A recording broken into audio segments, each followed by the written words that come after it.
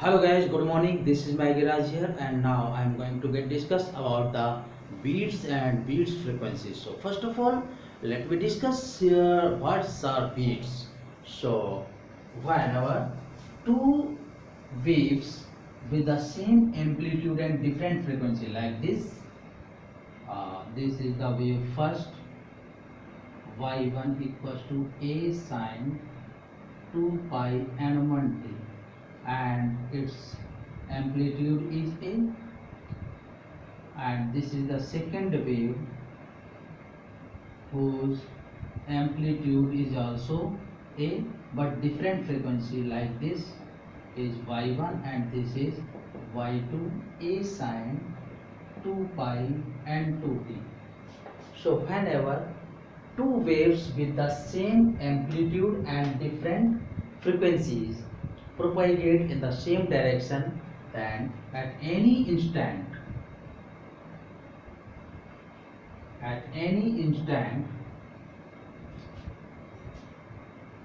its amplitude becomes high, or at any instant its amplitude become very low.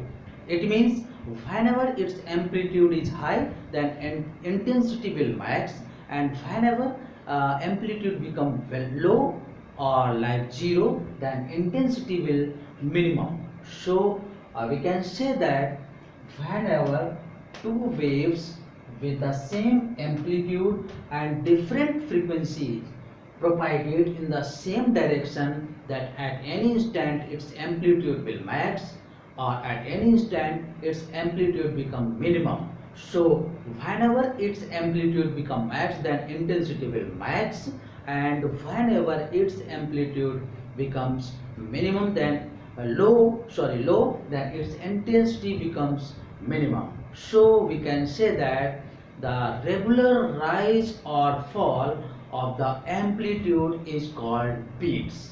Okay, so regular rise or fall of the amplitude is called beats. Just like here, two waves propagate in this way, like this, with the same amplitude and different frequencies. So amplitude तो same है but frequency difference है, तो जो oscillation जैसे इसमें हो रहे हैं उस रेट से सेकंड वेव के ऑसिलेशन नहीं होंगे, कुछ चेंज होंगे. तो ये एम्पलीट्यूड है. सेकेंडली हमने मान लेते हैं कि ये भी सेम एम्पलीट्यूड के साथ ऐसे चल रहा है, ऐसे. So at any instant its amplitude become max, and at any instant its amplitude become minimum. देखते हैं यहाँ पर, देखिए दोनों ही वेव्स एम्पलीट्यूड इसका भी A है और इसका भी A है, बट फ्रीक्वेंसी अलग हो सकती है. सो यहाँ पर दोनों वेव्स अभी तक तो पैरेलल हैं, यहाँ से यहाँ तक, और इसके बाद ये चेंज होने लगा, यहाँ से यहाँ तक धीरे धीरे अपोजिट फेज में आने लगे. यहाँ पर ये एम्पलीट्यूड तो देखते हैं जहाँ पर दोनों ही एम्पलीट्यूड सेम वे पे चल रहे हैं, यहाँ पर एम्पलीट्यूड मैक्स है. तो हम फाइनल अगर ग्राफ ड्रा करें तो ये ऐसे ऐसे होगा, और यहाँ पर आते आते इसका एम्पलीट्यूड बिल्कुल ही जीरो हो जाएगा, और यहाँ पर फिर राइज करने लगा. देखते हैं, तो ये रीजन जो है यहाँ पर एम्पलीट्यूड मैक्सिमम होगा, और ये रीजन जो है यहाँ पर एम्पलीट्यूड मिनिमम होगा. फिर आगे मैक्स मिलेगा. सो यहाँ इस रीजन में इंटेंसिटी भी मैक्स होगी, और इस रीजन में इंटेंसिटी भी मिनिमम फॉर्म होगी. सो द रेगुलर राइज और फॉल, मतलब ये मैक्स फिर मिनिमम फिर max. So we can say that the regular rise और fall of the amplitude is called beats. Okay, so what will be the beats frequency? So the difference of the frequencies in per second of both wave is called beats frequency, and here we will derive the formula for the beats frequency like this. So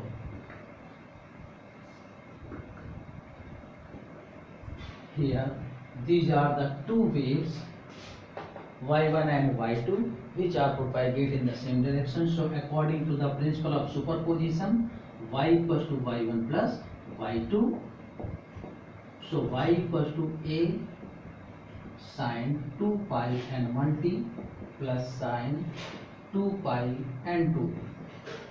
Okay, so y equals to a, and this is the formula for sin c plus sin d, that is equal to 2 cos c plus d by 2 sin c minus d by 2. So this is equals to this is sin c plus sin d is equals to 2 sin c plus d by 2 cos c minus d by 2. So it is equals to 2 sin, this is c and this is d. So 2 sin c plus d by 2, 2 pi t n1 plus n2 by 2 into cos 2 pi t n1 minus n2 by 2. Okay, so it is cancel out. y equals to 2a, और ये term पहले लिख दीजिए, cos pi t n1 minus n2 into sin pi t n1 plus n2. अब इतनी value जो है, देखिए 2 एक कांस्टेंट वैल्यू है, a दोनों ही वेव में कांस्टेंट थी, तो ये जो है एक और एम्पलीट्यूड में मेंटेन करेगा, इसको हमने कैपिटल A माना, sin pi t n1 plus n2, तो ये बनेगा y equal to r sin pi t n1 plus n2, और ये भी SHM को फॉलो करेगा। तो इसका मतलब यहाँ पर ये वैल्यू वैरी कर रही है, कैपिटल A जो एम्पलीट्यूड को कंस्ट्रक्ट करेगा और डिस्ट्रक्ट करेगा। So let be solve here the value of capital A। Here A is equal to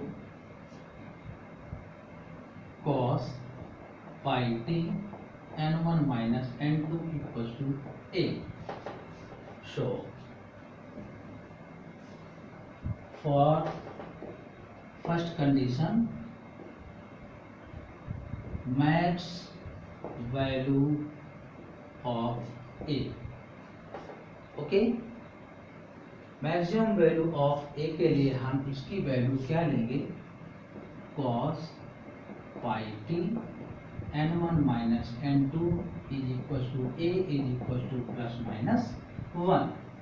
okay, सो ये कभी प्लस भी हो सकता है, कभी -1 भी हो सकता है। सो अपर मैक्स और लोअर मैक्स दोनों के लिए प्लस माइनस 1 होगा। तो कॉस के केस में plus minus 1, cos pi t n1 minus n2 is equal to cos के पाई, फिर k is equal to 0 1 2 3।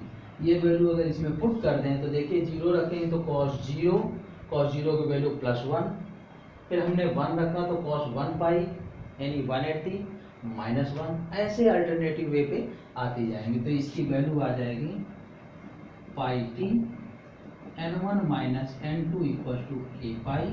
So t equal to k upon n1 minus n2, और t की value हो जाएगी 0, 1 upon n1 minus n2, 2 upon n1 minus n2, 3 upon n1 minus n2, dot dot dot. Okay, so this is the value of capital N for the maximum value of amplitude A. It means for the constructive amplitude or constructive interference, this value is equal to plus minus 1. So plus minus 1 we can write this in terms of cos, that is cos k pi, where k is equal to 0 1 2 3 4 and so on. So it is equal to pi t n1 minus n2 is equal to k pi. So t equals to k by n1 minus n2, है k is equal to 0 1 2 3. So value of t is equal to 0 1 by n1 minus n2, 2 by n1 minus n2, 3 by n1 minus n2. And whenever we take the consecutive gap between these, means for 1 second. So let me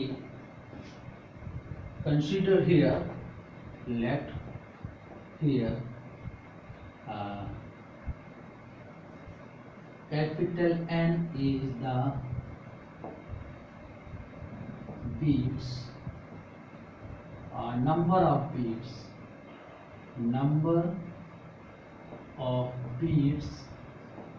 in per second, means 1 second में जो number of beats है, तो देखते हैं ये t की value है जो ये 1 सेकेंड है, और यहाँ पर n